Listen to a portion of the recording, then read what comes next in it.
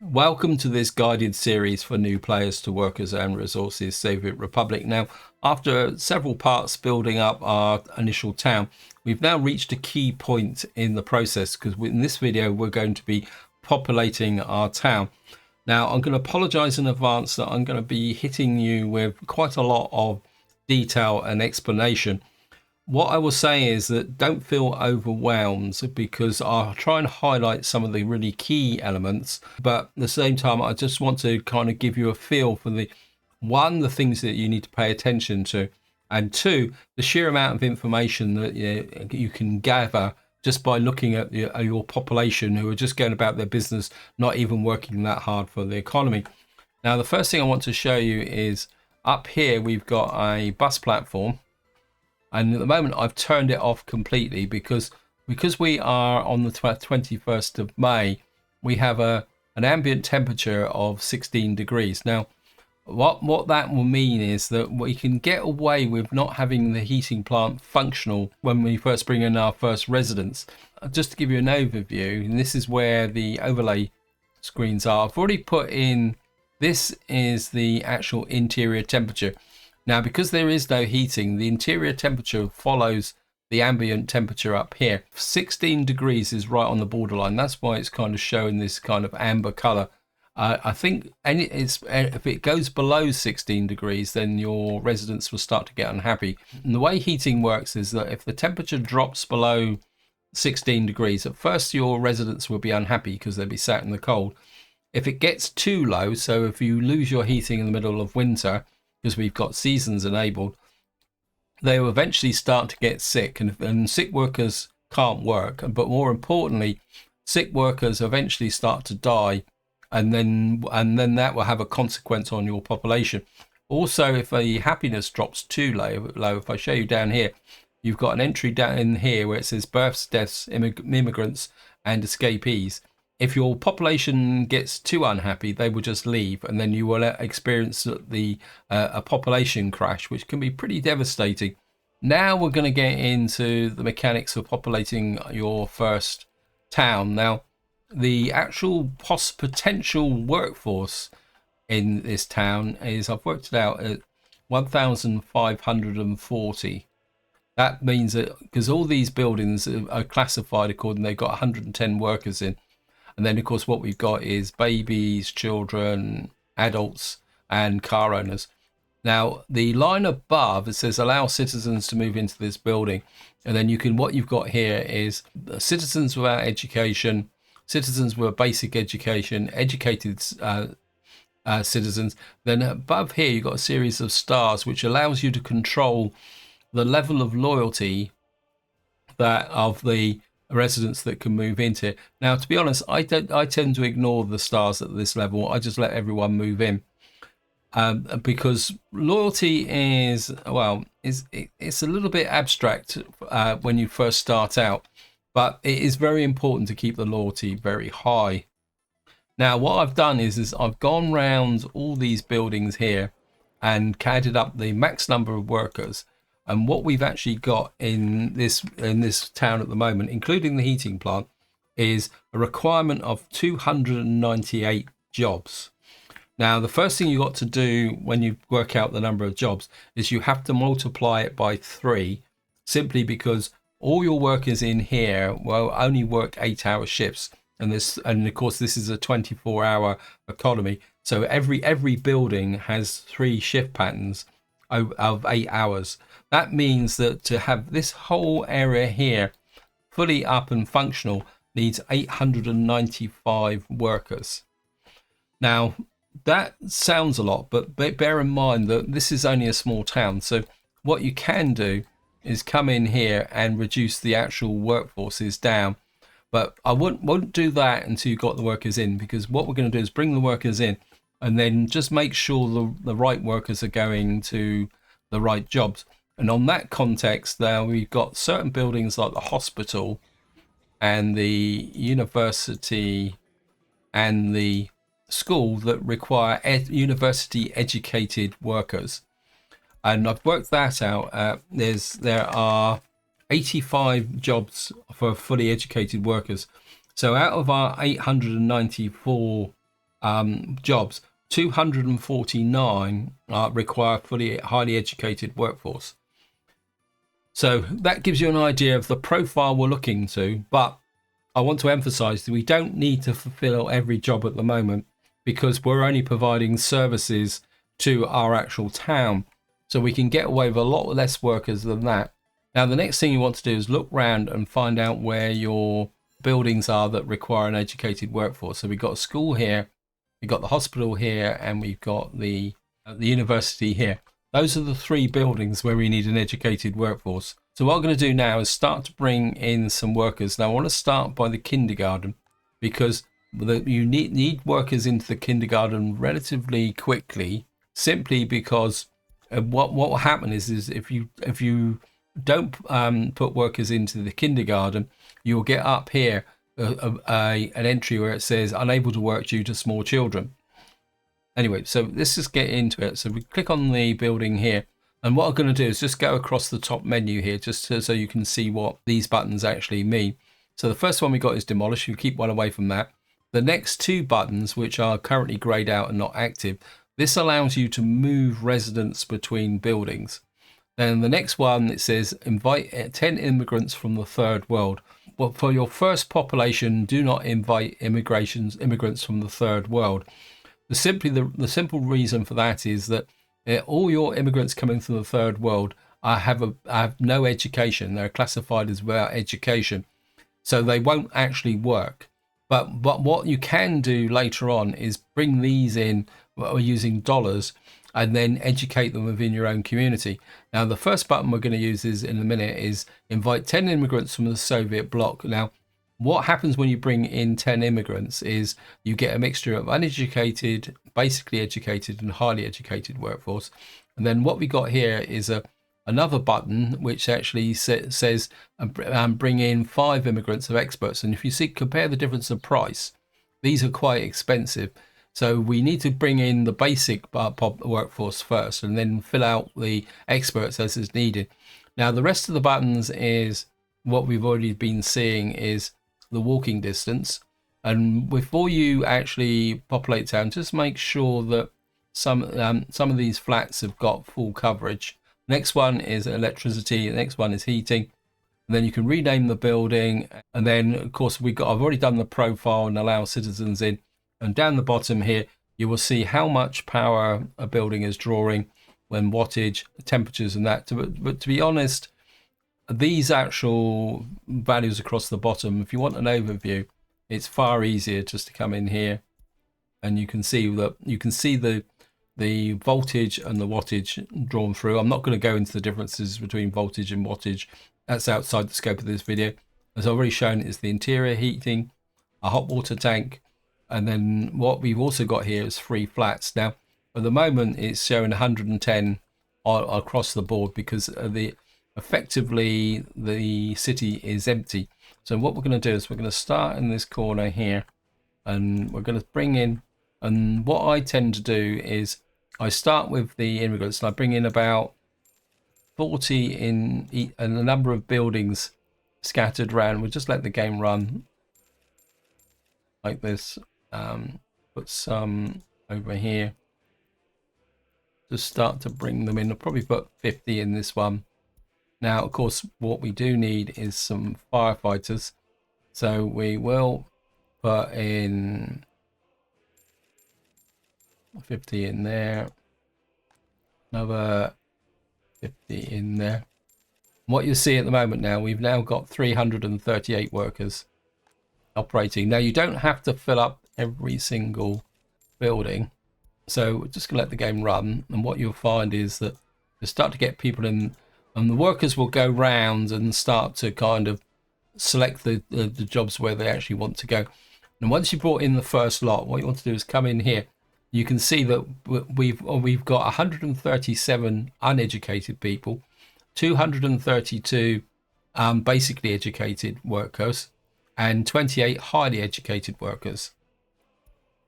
Now, if we kind of go round and look into here, what you see is at the moment we've got no teachers. So that is a potential problem. So what I'm going to do now is we're actually going to bring in, how many teachers do we need? 13. So we need to bring in about 1, 2, 3. And what we're going to do is basically send them directly to that school. If I pause now, you'll see that down here we got a profile. And what we've got in here is what appears to be adults, but these are 15-year-olds who've got no education. So what we need to do is start getting them in an education. This is the reason why I've emphasized getting some qualified people in here. And what we're looking for is to make sure that we've got enough teachers in here. It says building temperature too low. So what we need to do now is just pause the game. I just want to check. We've got fire coverage. We've got our servers in. And we should come in here. Yeah, you can see the temperature's dropped to 14 degrees. But that's not a problem. We can live with this. So we kind of got a reasonable. So we probably don't need that number. We could probably drop that down to about 10. So what I'm doing at the moment is just making sure. I like to leave a full staffing complement in the kindergarten and the school, because this is quite important. The university, we probably don't need that number of there, so we can probably bring that down to about 20. Where there's only like 5, there's no point trying to reduce the so we've now got that going. So what we got to do now is get our heating plant working. The first thing we're going to need to do up here is build a depot.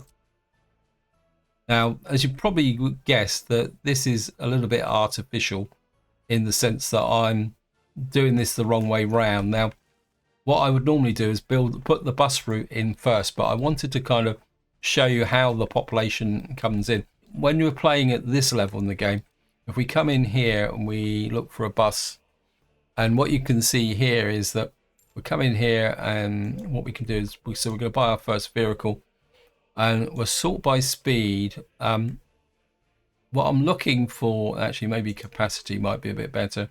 Just going to turn off the workshop. So what we're looking for now is a bus or 2 buses that will fulfill the requirements here. Now the actual workforce here is 30. Now you could put a single bus on there, but for something like a heating plant, what you want is 2 buses to ensure an even supply of workers to the heating plant, because remember, they're only working 8-hour shifts. So we need about 30, but I'd like to go for a little bit of overcapacity. I actually quite like this SKD 706. When you're not playing on realistic mode, if you buy a bus, it will appear here automatically. Now, the way that you'd have to do it if you're playing on realistic mode, or even if you want to play in a realistic format, what you do is you'd come in here, and what was that bus again? Sorry. Okay, ROX. Okay. What you do is you buy the bus here, and what you will find is that down the bottom here you will get the bus listed. One thing I want to draw your attention to, the only thing you can do when you buy a vehicle at the customs post is send it to its workplace. Now, the definition of a workplace is the depot, where it will be allocated the manual road, but you can also send it to technical offices, distribution offices, and other items there. And what we're going to do now is just send the bus to this here, and what you will find is, if we let the game run, this guy will come out. Another characteristic of when you buy vehicles at the customs post, hopefully he will oblige by doing it, the first thing they will do is go to the gas station and fill up. Anyway, so what we're going to do now is we're going to set up a route, and we're going to come here. You can see here, when you select the destination, you get the 2 options. Now, there is no real requirement, because there's going to be no residents out here. There's no real requirement to cancel this, but I like to do this simply because it makes it easier to understand the bus routes when you're managing them later on. The other thing I want to do is remove this, and more importantly, in our first town, we don't want our educated workers going to a heating plant to do a low-skill job. So we're going to go there, we're going to go there, and again, we're just going to tell them to unload and do that. And then what you've got to do then is go up and press the checkered flag. And what you'll see is this guy will go out. Now, what I'm doing here is setting up an absolute minimum basic route. What we can do now is we want these buses to work together. So down here, we've actually got the right route itself. And what you've got up here is this is set to line. So what we can do is come in here. We can now turn on line spacing. Now, eventually the game will kind of sort out the gap between these. Now, of course, what we need to do now is actually tell the game that we want some workers in here. Now, sometimes the game will need a little bit of a shove. So what I'm going to do is, you've got these workers here, and you've got an option here, and you can say add to building, go and work there. But what you want to do is just have a quick look through and see if you've got any highly educated people in here. I'm not seeing. It can be a bit difficult sometimes. Actually, what we can do is, if we come here, relocate any highly educated people. Yeah, there was 3 of them in there. So what I've done is I've removed the highly educated people from here, because of course I've told them this. Now you can see it takes the game a little while to get sorted out, and you can see we're now moving workers out to the heating plant.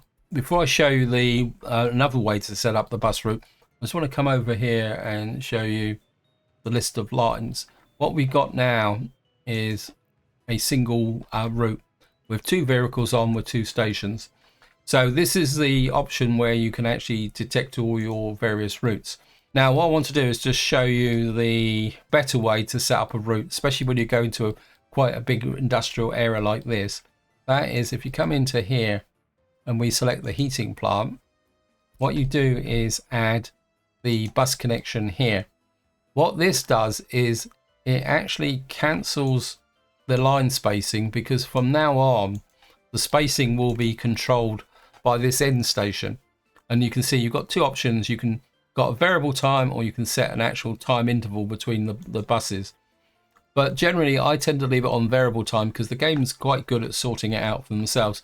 Also, more importantly, what you'll see here is that you can send fuel to here, and what that stops is something that can cause a lot of problems when you've got a lot of routes operating in an area where the buses have to keep stopping to actually go to the gas station to fill up.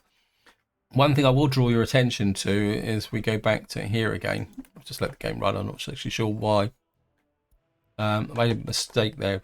What I didn't do was actually save the route. And what I've actually done, yeah, I forgot to actually save the route there. So now you can see the route actually goes through here. And what you will see eventually, because when vehicles are moving, they will always finish their predetermined route before they pick up the new pattern. But by putting the end station after the heating plant, that means if the vehicle wants fuel, it will do that on the way back when it's not actually carrying any workforce. Now, another thing you can do is, if you're running large buses larger than the destination there, you can actually adjust the level of loading. This is quite a low level of micromanagement if you've got multiple routes working from the same bus station. So what you can quite literally tailor the loading on each bus to ensure, but it's personally I don't tend not to do that, because it's just a little bit too much time. You see the bus will now wait here until we got that there going there. Now if I show you the actual heating plant itself, we've only got 7 workers, but at the moment that's more than enough to keep the heating going, because what you really want to pay attention to is this dial on the right hand side here. If this is close to 90, then your heating is working okay. If that dial's really low, then you've probably got a heating overload. So if we come into here now, what you'll see is that, and this is a contradictory piece of information in the sense that the temperature, when the temperature's good, it's red, which is kind of counterintuitive. And what you see now is that the tank temperature in here is 65 degrees Celsius, because of course it's supplying hot water from the heating plant. So we've now got the heating situation going. The next thing I want to do is, because you may have guessed I'm kind of rambling and talking a little bit. The reason for that is that I'm trying, one thing you need to do when you bring in some new residents is just to try and let the game settle into its own natural pattern before you start fiddling with it. So we're going to look at the university. We've got a few party officials here. And what I want to do is kick off our first research, because what we need to do is get to, where's the logistics here? We need to get to here, so we got access to the distribution offices. This is always the first type of research that you want to do. What I'd like to do is get a few more party officials in here. So what I'm going to do is we're going to bring in about another 25. And what we're going to do is assign you to the university. Maybe we'll just increase that a little bit. Now, the reason I've done that is that I'm not interested in educating students. What I'm interested in is the research. Because at the moment if I go to the population profile now, you'll see that what we've got now is we've got 311 workers in, 78 of which are highly educated. We've got 141 with no education and 249 with a basic education. You've got to be a little bit careful here, because if I come up and show you the workforce here, what you will see is it says unemployment workers due to low education, 0. And so that appears to contradict this, where it says there's 140 uneducated workers. And the reason for that is that when this says poor education, it's including the children of 7 to 21 years old. Now, while we're on this screen, I just want to show you the other things. So we've got no unemployed workers.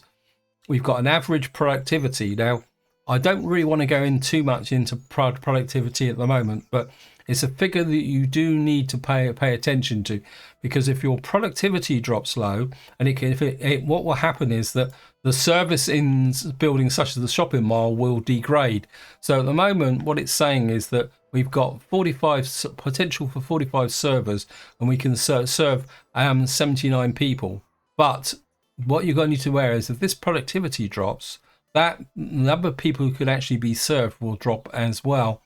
Now, the other stat here is we've got average lifespan. What you're trying to do is get that average lifespan quite high. Now, going up on these bars, what you've got here is you can see we've got 87% happiness, 96 or 86% of all your population are getting food, 90% are healthy. We've got 60% loyalty. I'll come back to loyalty. At the moment, we've got an alcohol dependency of 10%. We got 30% culture, 29% sport. Now, religion, what will happen with religion is because we've got no church, religion will slowly fall down backwards simply because the population do not have access to religion. But don't worry about that. And then, of course, what we've got here is the dependency on clothing. Now, if I come over to here, what you'll see at the moment, this is our profile of our health. So at the moment, our health is increasing by 1.95%, and our lifespan is increasing by 1.9. So if you've got an unhealthy population, your lifespan starts to drop. Now, if I come over to happiness, you can see our happiness is increasing by 0.52 because we're supplying clothing, sport, culture. We don't have radio at the moment because we don't have a radio station. And we can see at the top here, we've actually got government loyalty of 60%. We've got an alcohol addiction of 16% and a religious sympathy of 32%. So what we're saying is our happiness is changing by 0.52%, and we've currently got a happiness of 87%. But be aware that because your happiness is growing, there is a soft cap. So the happiness will get to a certain point, and then it will stop increasing. That's because in order for your population to be even happier, you've got to provide other incentives. Now, one solution for that, which is the reason why I've intentionally left it off, is providing alcohol, because alcohol gives a happiness boost, but it also degrades health.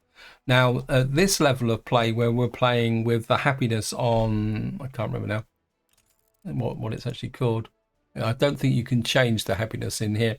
It's in the middle range, but if you're playing on hard difficulty, you may need to give a little bit of a boost to alcohol to get your population a lot more happier, because the happier your workforce is, the more productive they're going to be. So what we've done now is we've kind of gone through these stats, but of course, as with this game, there's lots of ways you can look at things. If you come to here, what you can do, if we click on that, I'll show you here.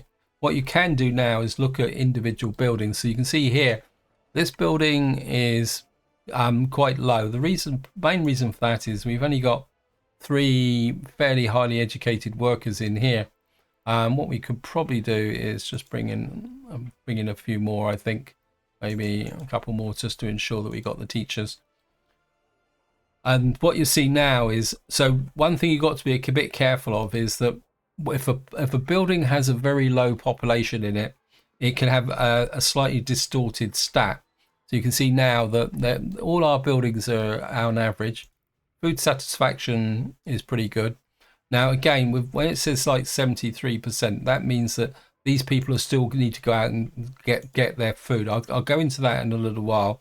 Next one is health. We can see that 93% across the board. Now here comes the loyalty. Now what you'll see, I don't know if you guys can see it, but the loyalty on here is shown with question marks, and that's actually reflected inside the building. The reason for that is that you cannot see the loyalty of your citizens until you've got the secret police. In order to get the secret police, we've got to do some research. But what you can get is the average loyalty up here, which is 60%, which is good. But the one thing you won't find out is whether your loyalty is dropping. So you do need to monitor this occasionally.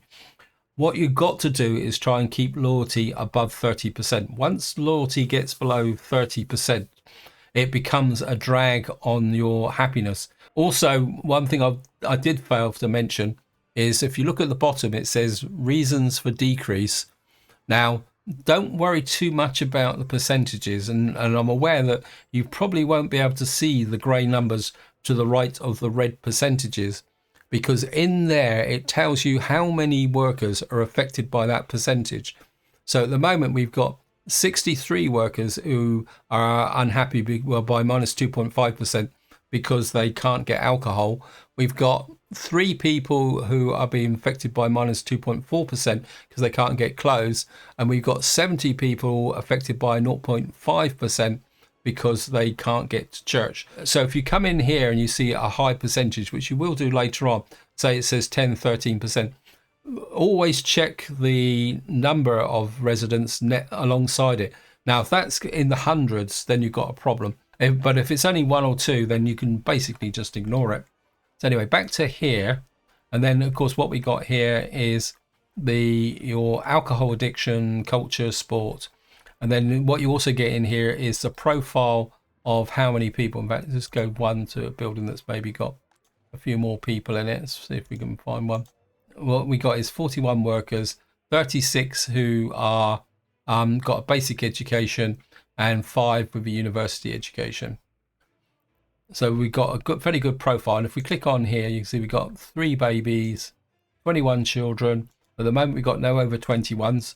Over 21s start to appear when all your accommodation is taken up, because effectively in this socialist world, when someone reaches 21, they're seen as an adult and therefore they're entitled to their own flat.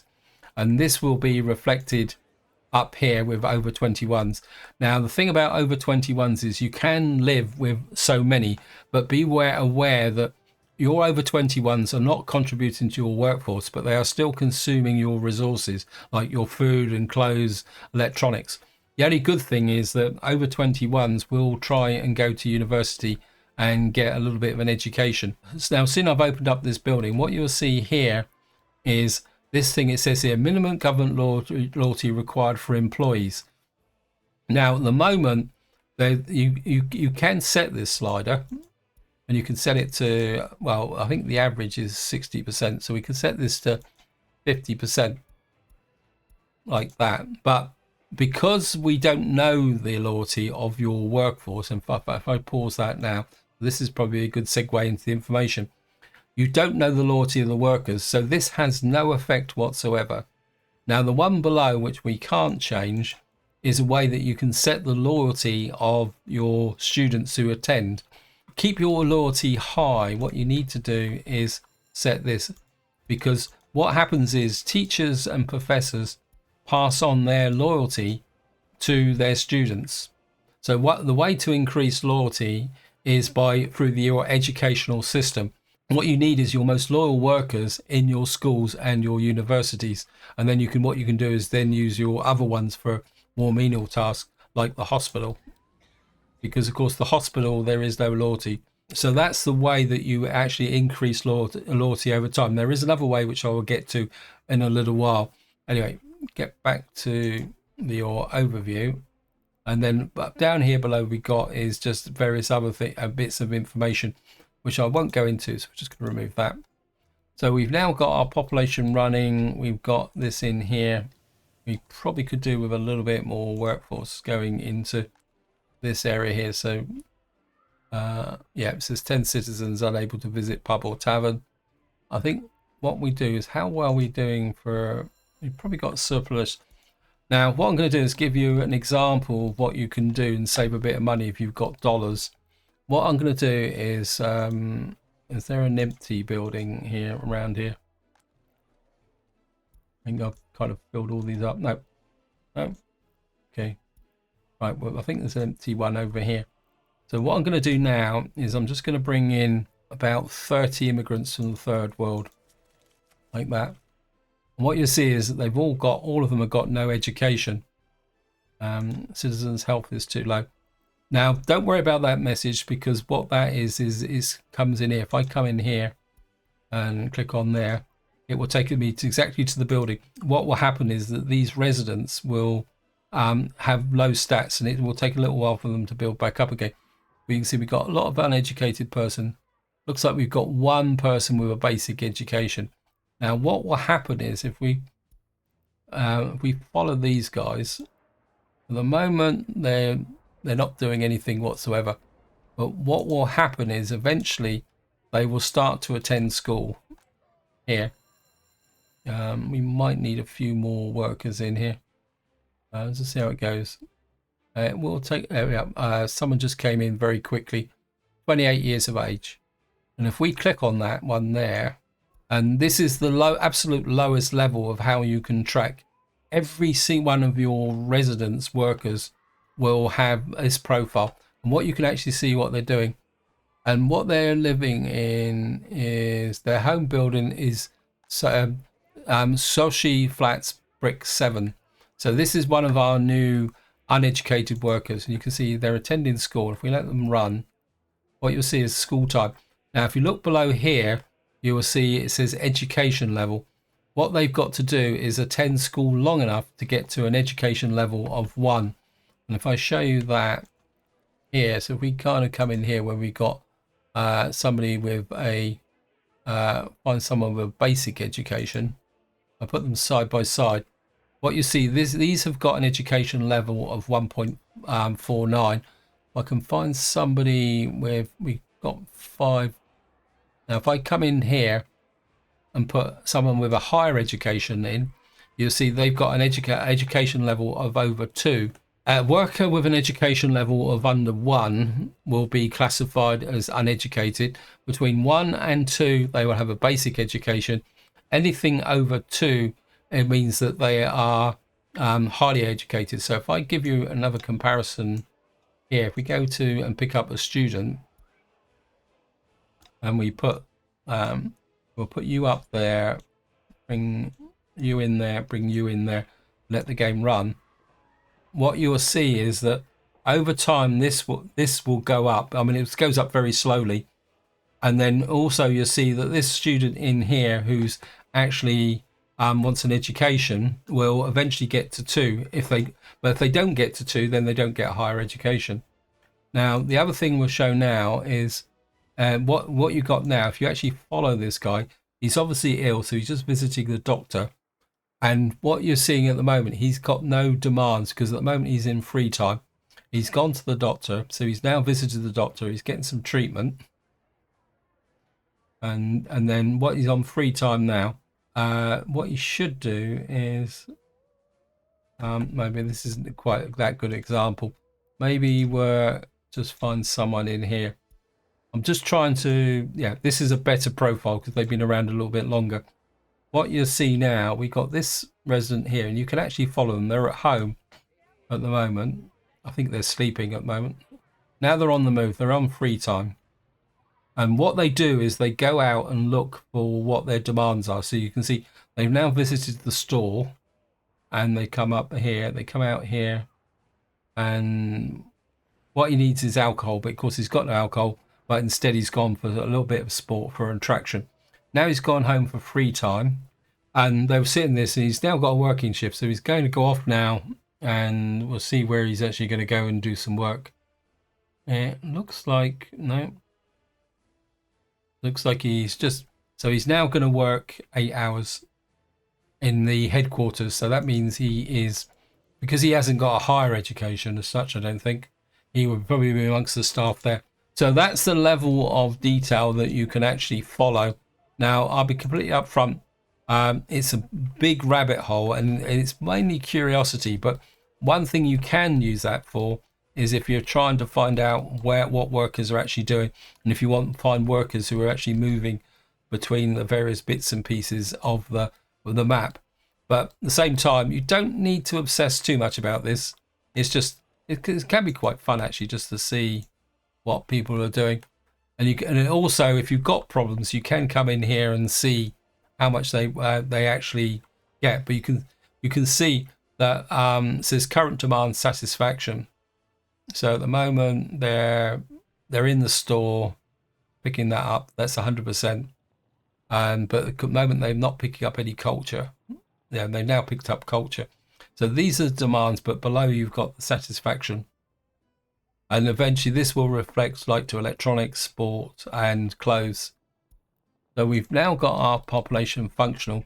You can see now that our happiness has effectively plateaued 87%, despite the fact this has changed up. But you also see that our government loyalty is falling. So what we've got to do now is put in some provision to keep that strong, because what we've probably got here is people with very low loyalty because we brought them in from the third world. So what we're going to need to do now is put in some monuments. What these buildings do is they increase the loyalty by a certain percentage as residents come near them. So we've got this eternal flame here, which has a rate, again, apologies for the small print, has a 3.4% impact for 165 meters. Now, one thing you need to be aware of these, this is not permanent. What happens is, if I'm going to put one of these down, because I brought in those third world residents, so we want to get some effect on these. So what we're going to do is just put this in here, and what I tend to do is connect them up with mud footpaths, and we're just going to build this, fund it with rubles. And what will happen is that they don't have to so much visit the monument. This monument has a radius effect, and of course we know that we've got an area of low loyalty there. So what you now, another kind of good place where you can actually to put these types of monuments is where people will spend time.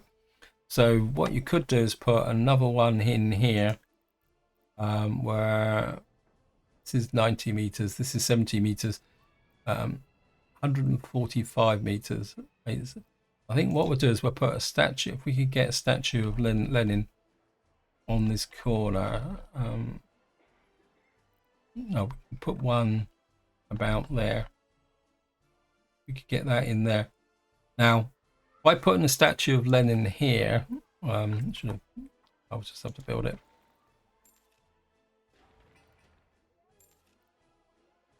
What this will do is have an effect. You can see it's now going to have an effect of 4.5 over 90 meters.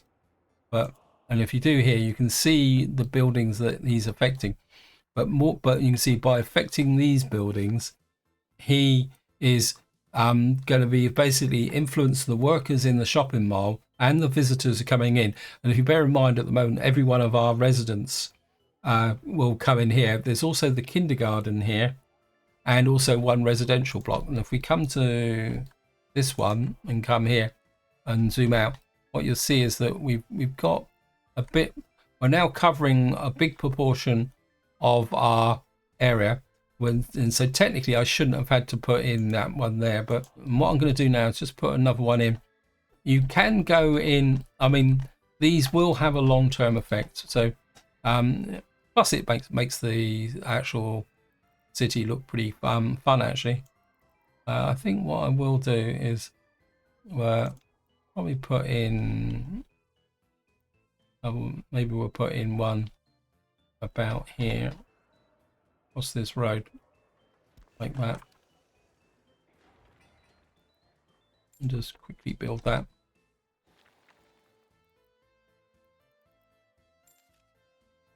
Build that up there. And that will affect that one. I think we just got one couple of buildings up here that probably could benefit from a small monument. So we're just putting a small monument in. A really tiny one in. I'll just put it here actually. We'll build it with capitalist rubles, dollars. So what we got now is we've got full coverage with loyalty. One thing I want to emphasize is it's very easy to lose loyalty, and it's a very long-term project. Improve loyalty. Always look at loyalty as a long-term project. Don't worry too much about it. As long as it's above 30%, you're okay. What we will do is just come in here. You can see we've actually got our productivity over 100% at the moment, which is good. That is more a quirk of this level of play with relation to happiness. If you're playing on hard difficulties, 100% is quite difficult to actually achieve. The next thing we want to look at is whether births are exceeding deaths. And you can see at the moment our population is growing by 20. We've had 28 births. We've got our immigrants here, which only appear. There is no natural immigration in this game, so immigrants only appear as and when you buy them in. And also we've had no deaths at the moment. In fact, if we probably say this year, yeah, we've had no deaths, we had no escapees, and you can see the births and you can see the spike when we actually brought in our first migrants. Now, one thing you do need to be aware of, okay, we got, right, I'm just going to pause the game while I finish this. Now, one thing that can cause confusion, especially when you look quickly at this top bar, is that you've got the actual population, the workforce, your babies, and of course your children here, 144. These are the ones who are still coming through. Sometimes you can get a bit caught out by looking at this, because this is the equivalent of what we just looked at as a profile of your children. And you can see here that our actual population is 570, but we've only got a workforce of 376. And then if we come across to here, what this does is give a breakdown of your workers. So at the moment, we've got 16 unemployed workers due to low education. That's because the fact we brought these in here. So our education is solid. But at the moment, we've got no unemployment simply because we've got latent capacity in these buildings here, which isn't a problem. And what we got is enough workers coming into there. Kind of probably need to get some more workforce into here. Now, one thing you can do is say, because obviously we got workers within this range, what you can do is move workers. Now, what I would suggest is that you don't move workers unless you really have to, simply because if you move workers, they get unhappy. Now, what I'm going to do now is I'm not going to add a pub for the moment until the population's settled and it's started to grow. And I think what I want to do, just to wind this video up, is one other thing which we need to set up, because we're now on the 1st of August. This is my realistic mode kicking in, where one characteristic you get with this game is you've got to be ahead of the curve. Now, and when you can auto build, that is fine, because you can just do what I'm going to do in a minute. But when you're playing at the higher levels, especially realistic mode, you've got to be thinking about what you need in plenty of time for it to be physically built. So like, for example, we're on the 3rd of August. Now what's coming up soon is the winter. And what we need is a technical services building, which is where our snowplows are going to be in to clear our roads during the winter. Otherwise, what will happen is that if the snow lands on the roads, we'll reduce the speed of the vehicles, and that could be up to 50%. Now, that isn't going to be a major problem with our first winter, I didn't build a technical office simply because the distance between the town and the heating plant is quite short. But when you're moving fairly long distances, which we will be doing, not clearing the way the snow can be a bit of a problem. So what I'm going to do is just drop in this building here again, and we're just going to fund that, and we're going to build the technical office. So now we've built the technical office. One thing I want to emphasize is that because we're not playing with waste management enabled and water, you can ignore all these settings in here. They've got nothing whatsoever to do with snow ploughing. The bit that we're going to be interested in is what's called winter maintenance priority. So what you can do is tell your snow ploughs what to prioritize on. But to be honest, at the moment, it doesn't really make much difference. And if I zoom right out and we come here, you will see the area of cover that your snow ploughs will actually cover. What you can do is increase the range up to 3,000 meters. What I tend to do is leave it about 2,000, because what can happen is if you take the range up too far, you'll find the trucks will go out wandering out here when they should be concentrating on their area. In fact, what we could probably do for this one for the moment is just say, now we want to clear to the border. So I think we're leaving it at 2,000. Now, the next thing we're going to need to do is buy some snow plows. It says here, needs some vehicles. The technical office doesn't need a workforce. So what we're looking to do is buy some snow plows. And again, what we got here is the fact that the game is suggesting garbage trucks, sewage trucks, and water trucks. Ignore that, because we're not playing with those enabled. So this is a little bit of a weakness in the game, in the sense that it offers the vehicles for things which you don't actually need unless you're playing with these mechanics enabled. And I won't talk about this, but what we'll do is we'll just filter for snowplow. So at the moment we've only got one snowplow. Wow, it's interesting. Oh, it's gone to excavator. Let me just curiosity. Yeah, we've got a lot more snow plows in here, but I think now one option that we could try is, now there's no snow plows available. So we'll go back to rubles, filter by snow plow. So we've only got one snow plow available, but I will talk a little bit about this. Now, the snow plows have a maximum speed. That's their travel speed. But if you look at the bottom, similar to like when I was talking about the fire trucks, now what you see below is a ploughing speed of 23 kilometers an hour.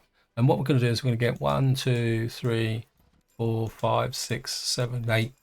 What I tend to do is when I put in a technical office, I tend to fill it up with snow plows, simply because what I often do is completely forget to add the extra ones later on. As I say, we've got absolutely nothing to do with the rest of this stuff. We just fill up the snow plows. One tip I will say, if you are planning on going to higher levels, is don't mix your technical office for ploughing snow with the ones providing these services.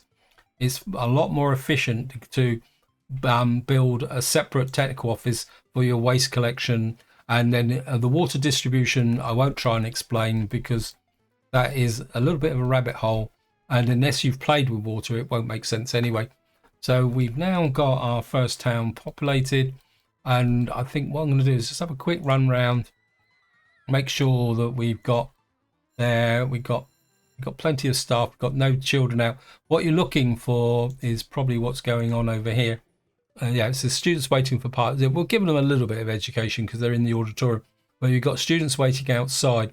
But I'm not too worried about that, because our first priority is actually completing that first bit of research. So what I'm going to do is I'm just going to cut the video here, and I'll come back when that actually reaches 100%. So we've now just completed our research. You see we've got a notification at the top telling us that research is complete. But if I come down here and go to distribution offices, you can see at the moment we still haven't unlocked the distribution offices, simply because all this research does is, the research we just completed is kind of opened up the research channel, which is just here. Now So what we got to do is the next bit of research, which is actually the distribution office, which will then unlock these buildings here, which I want to unlock simply because, and the subject of the next part is going to be actually starting to distribute food and clothes to our shopping mall as part of using trucks. But what I'm going to do is I'm going to play through until this research is finished, because at the moment it's just a little bit of a waiting game. So until next time, whatever you do, enjoy your gaming.